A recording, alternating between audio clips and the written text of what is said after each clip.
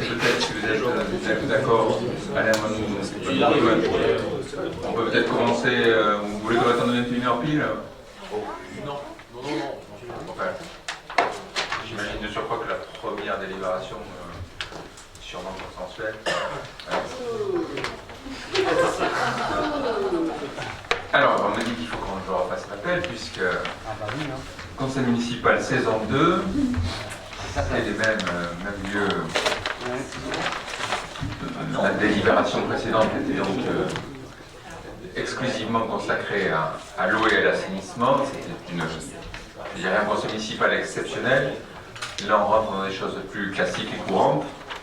Je vais donc procéder à l'appel. Marion Bergignan. Oui. Marie-Ange Labert. Présente. Jacques Choulet. Présent.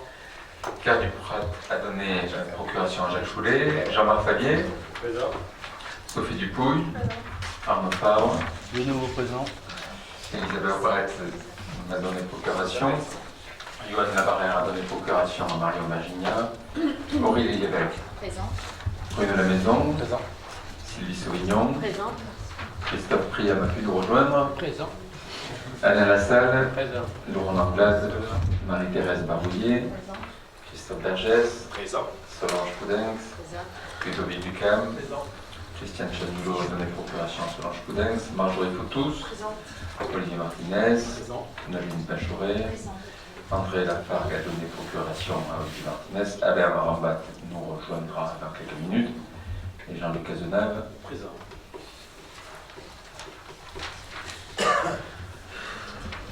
Premier point à l'ordre du jour de ce soir, c'est une seconde motion au cours de cette année 2019, puisqu'on avait pris déjà dans cette assemblée une motion en tout début d'année pour exprimer notre soutien à la fois ce sport et ce phénomène culturel auquel nous sommes tant attachés. L'occasion pour moi de dire que c'est pour autant une réalité très prégnante sur Saint-Sevé, puisque nous avons à la fois deux élevages, d'Argelos et Maïnus, formel et une seconde. Nous avons entre la course de l'association des supporters du SAS Rugby et celle du comité des fêtes d'Augreil, deux courses à l'année de seconde, et un concours landais à 4 troupeaux qui fait de nous une des 5 cités de France où il y a un concours à 4 troupeaux. Je ne compte pas le nombre d'acteurs de la course landaise qui habitent notre commune, qu'ils soient cordiers, entraîneurs, écarteurs. Nous voilà malheureusement de nouveau réunis alors qu'on avait déjà délibéré le 14 janvier. Je n'irai pas dans les détails. Il y a une proposition législative de Monique Lubin. Si elle peut aboutir, je serai le plus heureux des hommes. Il vous a proposé de demander solennellement que nous ayons une année de plus de sursis, de façon à ce que le régime en vigueur qui donne satisfaction à tout le monde puisse être pérennisé une année de plus. Entre vous et moi, j'ai bien peur, avec l'obstination qui est celle du ministère des Finances en la matière, que ça rapporte quasiment rien aux finances publiques et à la sécurité sociale, mais que ça coûte très cher à notre chère course landaise. Les calculs qu'on a fait rien que pour le concours landais de Saint-Sevé, ce serait entre 3 et 4 000 euros de surcoût de cotisation sociale, voilà, ce qui est énorme. Alors, autant peut-être que dans nos communes, nous pourrions faire l'effort sur un événement annuel. J'imagine tous les comités des fêtes de nos petits villages qui sont le terreau et l'existence même de ce sport. Si rien n'est fait, il y a un véritable risque que la course de compétition vienne à, non pas disparaître, mais à grandement se réduire. Y a-t-il des interventions sur ce sujet? Je rappelle d'ailleurs qu'une manifestation est organisée samedi prochain, 23 matin à 9h, à Mont-de-Marsan, qu'on soit le plus nombreux possible, pour aller défendre notre identité landaise. Y a-t-il des oppositions, des abstentions? Je vous remercie de cette unanimité, puisqu'au fond, le conseil municipal de Saint-Sevé, à l'unanimité, va demander une année de dérogatoire supplémentaire aux conditions 2019, laissant le temps de travailler en concertation sur la définition d'un nouveau régime de calcul et de le présenter à l'ensemble des composants de la course landaise. Deuxième délibération, c'est le débat d'orientation budgétaire 2020. Je vous rappelle que la présentation du débat d'orientation budgétaire est une étape obligatoire dans le cycle budgétaire des collectivités. Le décret du 24 juin 2016 prévoit l'organisation d'un débat sur les orientations budgétaires dans les 2 mois qui précèdent l'examen et le vote du budget communiqué. Le document qui vous a été transmis répond aux obligations. Il faut à la fois présenter le contexte que nous prévoyons au niveau macroéconomique pour l'année 2020. Il faut également présenter le portrait du territoire de Saint-Sevé avant de, une fois pris en compte ces éléments d'ensemble, définir la prospective 2020 tant en matière de dépenses que de recettes, de fiscalité, ce qui intéresse le plus souvent nos administrés, les travaux que nous prévoyons de faire sur l'année à venir. Je ne m'étendrai pas sur le contexte macroéconomique. L'occasion pour moi juste de relever 2 points que vous avez en pages 5 et 6. Le premier, c'est que malheureusement la croissance économique baisse ces dernières années en France. On avait eu un pic à 2,4% en 2017. On sera difficilement à 1,4% en 2019 et sûrement que l'année 2020 sera au mieux du même acabit. Dans le même temps, le déficit public se détériore. En 2019, on repasse au-dessus de la barre des 3% imposée par l'Union européenne et notre dette publique avoisine les 100%, puisqu'on est à 98,8%, c'est-à-dire un taux record. Un zoom sur l'industrie avicole a été mis dans le document. C'est une industrie ici importante pour nous, puisque une grande partie de notre zone industrielle dépend du canard gras, de ses dérivés, notamment les bleuets. L'occasion pour moi de rappeler que j'ai été dernièrement avec plusieurs acteurs de cette filière, des acteurs du territoire.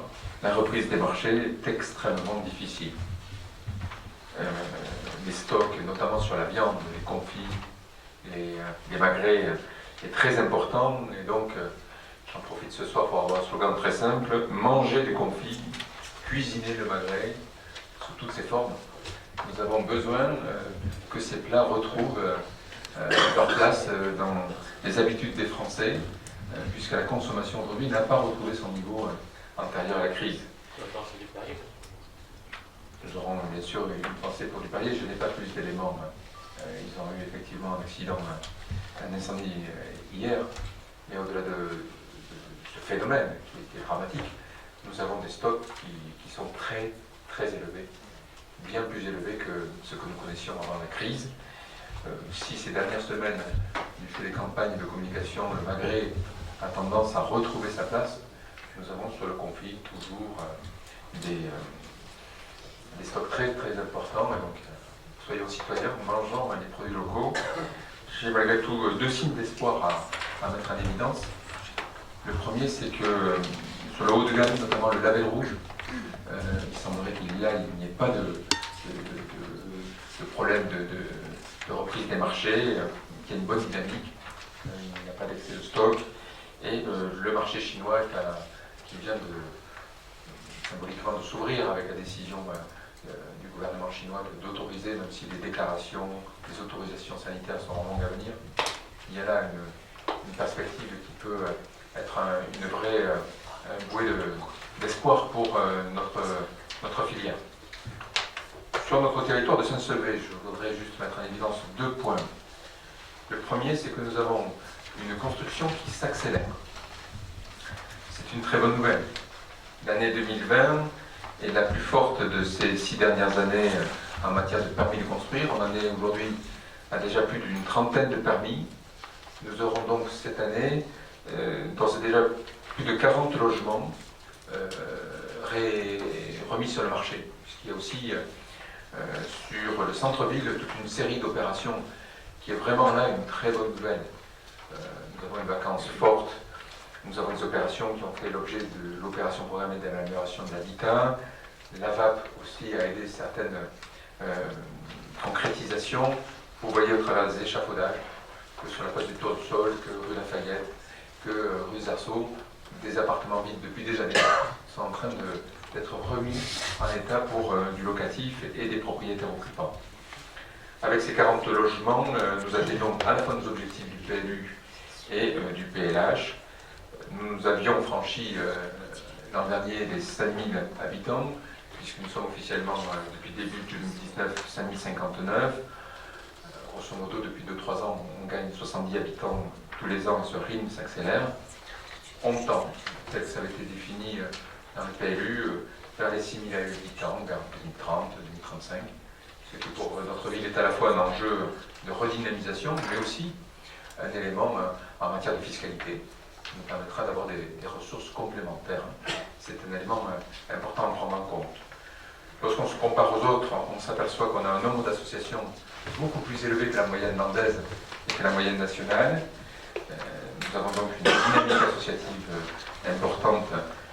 L'occasion pour moi de rappeler qu'avec 253 000 € versés aux associations en 2019, nous avons un effort qui a été accentué, qui a augmenté de plus de 8% sur la mandature, et que dans ce doc, nous nous proposons de maintenir à ce niveau en 2020. Bien sûr, l'aide aux associations passe aussi par l'aide logistique de nos services municipaux, la gratuité des salles. Nous nous réjouissons de la vitalité, de la vie qu'amènent toutes ces associations. Sur les éléments fiscaux, il n'y a pas de changement majeur sur les questions de dotation sur cette année 2020. Et donc, si je rentre plus précisément sur l'action municipale pour l'année à venir, je voudrais tout d'abord vous dire que nous allons continuer à maîtriser les dépenses, puisque nous prévoyons sur 2020 une légère baisse des dépenses de fonctionnement de 0,16% par rapport à 2019. Le but est toujours pour nous d'avoir des dépenses stables pour, au fond, épargner de l'argent nous permettant d'investir. Sur le plan des recettes, je rappelle que nous prévoyons sur 2020 qu'il n'y ait pas d'augmentation des impôts ni de hausse des tarifs communaux. Pour autant, la dynamique que j'évoquais à l'instant, sur notamment la construction, le nombre d'habitants, va avoir une répercussion sur les recettes fiscales, avec une augmentation des recettes fiscales liées à la fois aux bases et à la revalorisation indiciaire qui devrait générer 50 000 € de recettes supplémentaires. Un point nouveau, du fait que nous ayons franchi les 5000 habitants, nous avons une modification de calcul de l'attribution de la taxe additionnelle des droits de mutation. Au fond, ayant franchi les 5000 habitants, la ville touche beaucoup plus de part des droits de mutation de ce qu'il fait sur son territoire. Ceci a généré sur 2019, à fin novembre, une recette complémentaire de 138 000 €. Nous prévoyons que cette recette soit pérenne sur 2020. Avec donc des dépenses stables et une dynamique locale qui nous amène à des recettes supplémentaires, nous allons avoir sur 2020 la possibilité de poursuivre la bonne modernisation de notre ville avec 4 types de réalisations. La première, finir les opérations d'ampleur. L'abbatiale devrait ne plus avoir d'échafaudage pour Noël, mais les travaux perdureront jusqu'au mois de... Alors, on me dit qu'il n'y aura plus d'échafaudage dès la semaine prochaine. Ça, c'est une bonne nouvelle.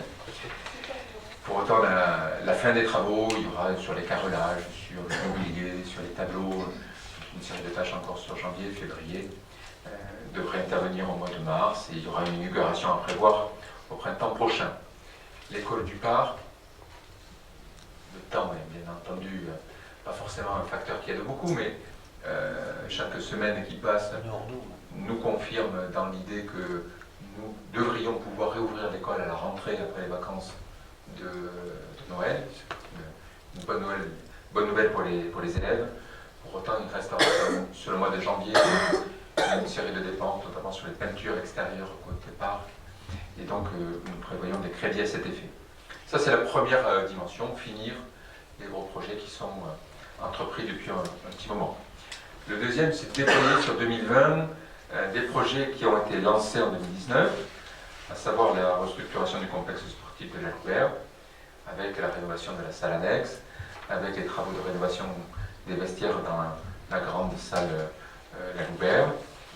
La salle annexe devrait être finie au printemps 2020. Et également l'écoquartier. L'occasion pour moi de dire que tous les lots que nous avions mis à la vente l'an dernier sont vendus. La demande est forte. Et donc tout naturellement, on avance au rythme de la demande. Ainsi, la moitié de l'écoquartier sera viabilisée d'ici fin 2020, ce qui est un outil de développement de notre commune très important et des crédits qui sont importants à allouer sur ce budget annexe. Troisième type d'opération, poursuivre l'amélioration du cadre de vie. Ça passera par la rénovation de la Côte de Brille, qui avait été largement endommagée au printemps 2008 par les intempéries, par la poursuite de l'embellissement des espaces verts. Je ne vais pas tout citer, quelques opérations phares. Je crois que tout le monde a trouvé le fleurissement de la rue du Tauron avec ces fleurissements qui montent le long des gouttières très intéressantes. Il vous est proposé que nous fassions la même chose sur la rue Lafayette, pour lui donner plus de peps. Au printemps, le chevet de l'abbatiale n'aura plus de travaux. Il sera temps de reprendre les massifs et de réaménager également le fleurissement de la place de Verdun. Je note également le réaménagement du parcours de santé à la plaine des sports. Et enfin, l'agrandissement du parc de Toulousette suite aux travaux de l'école, puisque ce qui autrefois était la cantine, le pont et tout ce qui est aux abords de la garderie ne sera plus dans le périmètre de l'école.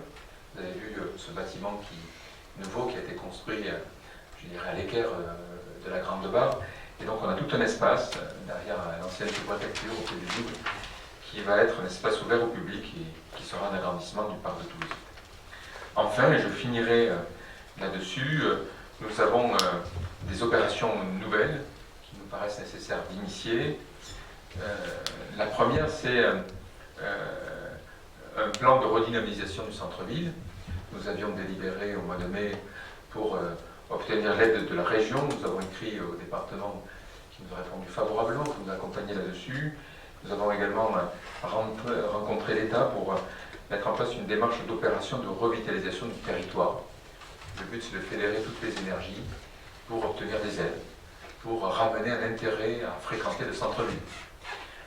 Une étude sur le commerce va démarrer. Le cabinet AID Observatoire a été retenu par la commune en collaboration avec l'association des commerçants de la communauté des communes. Il s'agit de diagnostiquer l'état de nos commerces, de voir les opportunités d'accompagnement, les commerces qui manqueraient, définir des îlots stratégiques sur lesquels des opérations publiques-privées pourraient être menées, ou publiques, de façon à continuer à accompagner nos commerçants. Dans ce plan de revitalisation, il y a une opération qu'on se propose de lancer en 2020 qui est un peu symbolique. C'est la création d'une maison France Service dans les locaux de l'ancienne sous-préfecture, dès que le départ de l'Office de tourisme communautaire sera opérationnel vers la maison d'Arquet, puisqu'il a été acté au mois de septembre en communauté des communes ce transfert. Les locaux de l'école seront libérés en début d'année, et donc Maison France Service, nous avons fait une demande auprès de l'État, nous avons participé à plusieurs réunions avec les services de l'État en préfecture, consiste à regrouper dans une maison l'ensemble des partenaires institutionnels, que ce soit la CPAM, la CAF, la CARSAT, la MSA, Pôle emploi, de façon à ce que tous ces services publics puissent se délocaliser dans des petites communes comme la nôtre. Et de façon à ce que nos concitoyens, les gens des villages alentours, puissent se retrouver sur Saint-Sevé, déconseillés, avoir la possibilité d'accélérer leur démarche administrative sans être obligés d'aller sur Mont-de-Marsan. L'exemple à suivre, c'est ce qui se passe à Aire-sur-la-Dour, où il y a 17 000 visiteurs par an sur une maison de ce type. Nous avons également dans le Pays d'Or, du côté de Pérorade, quelque chose qui marche très bien. Saint-Sever a vocation à accueillir ce type de réalisation. Enfin, je finirai par là. Je vous rappelle que nous avions délibéré il y a quelque temps pour permettre à l'hôpital de créer un stationnement pour son personnel à l'entrée des jardins familiaux. Cette opération, maintenant que le parking au pied de l'hôpital touche à sa fin en termes de réalisation des travaux, sera démarré en 2020. Et donc, il vous est proposé, dans le prochain budget, de lancer des travaux de reconfiguration de tout l'axe La Fontaine-Saint-François pour créer des trottoirs, pour pouvoir sécuriser le trafic piéton, pour mettre certaines parties à double sens, de façon à faciliter la vie des personnes qui travaillent dans ce quartier, qui vivent dans ce quartier. J'ai essayé de synthétiser assez rapidement le projet d'action pour 2020. L'occasion pour moi en conclusion de vous dire que tout ceci se fera en continuant de baisser la dette structurelle de la ville, puisque nous prévoyons une diminution de la dette de long terme de 39 000 euros supplémentaires, ce qui représentera à fin 2020 429 800 euros de moins qu'à fin 2013. Et nous prévoyons le remboursement du crédit court terme de 280 000 euros sans recours à un nouveau crédit court terme dans cette opération. Donc ça sera une année de désendettement, conformément aux engagements qui étaient les nôtres. Y a-t-il, par rapport à ce rapport d'orientation budgétaire, des interventions ou des questions?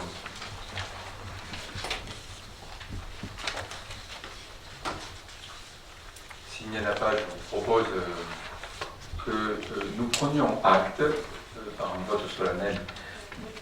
Ah oui, pardon. C'était juste. Pardon. C'est une explication de vote. C'est pas sur le fond du dossier. Donc, concernant donc ce DOB, donc l'opposition, par respect pour les électeurs saint-séverins, ne votera pas ce DOB, mais également, vous le savez, le budget qui va donc être présenté d'ici 2 mois, donc en tout état de cause avant le 19 janvier 2020. Il ne vous a pas échappé qu'il y a des échéances électorales l'année prochaine, et je pense que lorsqu'on se veut respectueux des électeurs et des habitants de cette ville, je pense qu'il est de bon ton de pouvoir les respecter en attendant la prochaine mandature pour que le budget 2020 soit voté par la nouvelle équipe. Donc, au mieux, vous êtes audacieux, au pire, vous faites de l'astrologie. Tout ce qui est dit là consiste uniquement à faire croire que tout continue malgré tout. Moi, je vous le répète, nous ne participerons pas au vote de ce DOB. Je trouve que c'est irrespectueux à l'égard de nos administrés et nous ne cautionnons pas cette démarche. On n'a pas la même vision du respect, M. Martinez. Pour moi, le respect, c'est être transparent. Je n'oublie pas qu'en 2014, lorsque nous sommes arrivés en prenant fonction le 6 avril, 47% des dépenses de l'année avaient déjà été consommées en douce, en cachette, sans qu'il y ait de débat ici en conseil municipal. Et j'ai eu la désagréable nouvelle d'apprendre que lorsque la Chambre régionale des comptes a audité les comptes 2013 et 2014, de découvrir qu'une grande partie de ces dépenses qu'on a fait payer aux Saint-Séverins en 2014 correspondaient à des factures de 2013. Moi, je suis transparent. Je définis ce qui est fait. Et dans cette transparence, vous remarquerez qu'il n'y a pas d'augmentation des dépenses par rapport à l'an dernier. Il n'y a pas d'augmentation d'impôts. Nous avons un budget d'investissement raisonnable de 1,1 million. Il sera amplement temps pour l'élu à qui les Saint-Séverins confieront les responsabilités au mois d'avril, de voir des opérations complémentaires à faire, des ajustements complémentaires à faire. Mais en tous les cas, moi je n'ai pas pour habitude de consommer 47% du budget sans le dire, comme ça a été fait par le passé. Je passe au vote. Y a-t-il des oppositions? Des abstentions? Il faut le voter. Il faut prendre acte. Excusez-moi, j'aimerais rebondir sur ce que vous dites. Vous allez nous voter un budget avant le 19 janvier 2020, puisque sous 2 mois, à partir d'aujourd'hui, il faudra que vous nous proposiez un budget primitif. Vous nous parlez soi-disant des factures dans les tiroirs. On a bien compris votre démarche, puisque les factures de fonctionnement, vous le savez, ne s'arrêtent pas au niveau du paiement au 30 janvier de l'année N, mais au 31 janvier de l'année N+1. C'est-à-dire que vous allez nous faire voter un budget sans même que nous sachions exactement quelles ont été les dépenses effectives qui auront été réalisées sur l'exercice budgétaire de cette année. Donc la ficelle est grosse, peut-être que ça peut tromper certaines personnes, mais là encore une fois, nous saurons dire quelle est votre stratégie, et ne vous inquiétez pas, vous pouvez nous faire confiance pour qu'on donne les vraies informations à nos administrés. Je vous rappelle, M. Martinez, vous trouvez ça choquant de voter aujourd'hui un conseil municipal au mois de janvier. Vous faites quoi au département? Vous votez quand le budget? On fait quoi à la région? Moi j'ai une région C'est la sociale. première fois que vous le faites, vous ne l'avez jamais fait avant. Non mais vous prenez les gens pour des idiots, monsieur le maire. Vous n'avez jamais été fichu de voter un budget. Alors, même pas en janvier ou en février, et là, vous nous faites un DOP en novembre et un budget voté avant mi-janvier. Mais non, il ne faut pas prendre les gens pour des idiots, vous savez, c'est pas bien. C'est pas bien. Je vous ai déjà... Vous savez, M. Martinez, gardez votre calme. Moi je serai à votre place, je garderai mon calme. En fait, dans les actions qui sont menées, il y en a certaines qui ne vous plaisent pas. Vous n'êtes pas pour qu'on finisse la vaisselle. Vous n'êtes pas pour qu'on fasse tout pour que l'école soit réouverte au 5 janvier. Aux gens du quartier Saint-François, vous n'êtes pas d'accord pour qu'il y ait des trottoirs le jour où le camping, le parking de l'hôpital soit fait. On n'est pas d'accord pour poursuivre le fleurissement de la ville. Enfin, moi je pensais que sur ces sujets-là, au moins, on serait consensuel, qu'on a envie d'améliorer le quotidien de nos concitoyens. En tout cas, je suis rassuré, je sais systématiquement, lorsque vous me dites de garder mon calme, c'est que vous êtes déstabilisé, donc je constate encore une fois que vous avez de vraies difficultés à justifier. Il est drôle là. Je ne vais pas faire le concours de qui fait le pipi le plus loin. Mais j'espère que M. Choulet saura nous faire un budget un peu plus adapté par rapport à ce qui a pu être fait cette année. Je rappelle que nous aurons bien sûr une prochaine rencontre budgétaire qui aura des décisions modificatives. Vous pourrez voir toutes les recettes complémentaires que nous avons pu obtenir cette année. Il y aura forcément en fin d'année un résultat positif qui viendra rajouter des recettes à ce budget primitif dans une prochaine DM. On va passer au vote. Y a-t-il des gens qui s'opposent à prendre acte que le débat a eu lieu? Y a-t-il des gens qui s'abstiennent? Je vous remercie. Pour moi, une période d'élection n'est pas une période où on interrompt l'action. C'est une période où l'action continue. Et donc nous continuerons l'action de redressement de notre Voter ville. le budget en mars n'interrompt pas l'action. Ailleurs, ils ne font pas votre démarche, vous savez. Je suis transparent et on accélère l'action parce que moi j'ai envie que ma ville avance. Troisième décision ce soir, l'approbation du rapport 2019 de la commission locale d'évaluation des charges transférées par la communauté des communes. C'est une décision assez simple. La communauté des communes, c'est une initiative d'ailleurs à l'origine de la société de chasse de Saint-Sevé, qui a été la première il y a un peu plus de 2 ans à sensibiliser notre territoire sur ce souci des déchets de Venaison qui devait faire l'objet d'une organisation commune. L'ensemble des ACCA, des sociétés de chasse ont été réunis, plusieurs réunions de travail ont lieu. Au final, nous avons sur Saint-Sevé, comme sur Agenau et un autre site sur le Tursan, un lieu où, une fois par semaine, un ramassage des déchets liés à la chasse pourra être fait de façon à ce que ces déchets soient retraités de manière totalement sanitairement officielle, propre et respectueuse de l'ensemble des réglementations. Il y a donc un coût de fonctionnement qui correspond au ramassage chaque semaine, qui est pour notre commune de 552 €. Il vous est proposé d'acter que c'est la communauté des communes qui prendra à sa charge cette somme, mais qu'elle réduira l'attribution de compensation de 552 € au niveau de la ville. Et donc au final, de fait, c'est la ville qui financera cette action publique d'intérêt général. Certaines communes ont décidé de diminuer la subvention à la société de chasse ou à la CCR à hauteur de ce montant que la commune prenait en compte. Ce n'est pas ce que j'ai dans l'esprit. Je crois qu'on a besoin de chasseurs, qu'ils rendent un service à notre territoire, tant pour la maîtrise des gibiers que pour réduire les destructions par certains les animaux fort nuisibles aujourd'hui et en pleine recrudescence. Et donc, il vous est proposé ce soir d'acter que la commune verra une contribution de 552 € à la communauté des communes du fait d'une attribution compensatrice réduite. Il y a par rapport à ça des oppositions, des abstentions. Je vous remercie de cette décision qui est attendue par les chasseurs. Quatrième point, l'indemnité à monsieur le receveur municipal. Dans le cadre de ses prestations de conseil et d'assistance en matière budgétaire, économique, financière et comptable, il vous est proposé d'adopter cette délibération comme on l'a fait toutes les années précédentes. Il y a des oppositions, des abstentions. Je vous remercie. Nous avons également à prendre acte de l'enquête publique qui a été réalisée pour le compte du CIMAL, le syndicat du moyen ado hollandais, par rapport à toute une série de travaux qui seront faits de façon à veiller au bon entretien de l'Adour et de ses affluents. À connaissance, il n'y a quasiment pas eu de remarques sur les permanences qui ont été faites sur Saint-Sevé. Les principaux soucis que nous avons eus ces derniers jours en matière d'inondation concernent plutôt le Cirval. C'est au niveau du Bahus et au niveau du Gabas que nous avons eu des maisons isolées ou inondées.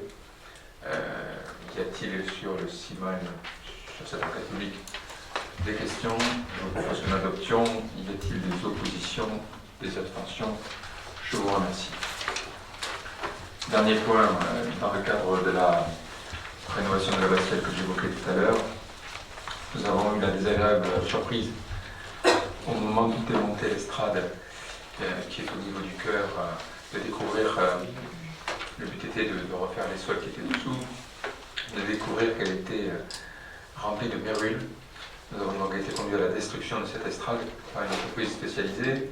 s'est posé la question, faut-il remettre une estrade ou pas? La paroisse est d'accord pour financer cette estrade par un don de 16 103,10 € qui couvre 100% de la facture hors taxe. J'imagine que tout le monde est d'accord. Y a-t-il par rapport à ça des oppositions, des abstentions? Je vous remercie. Je vous donne tous rendez-vous samedi 23 au matin à 9h30 pour défendre notre course à la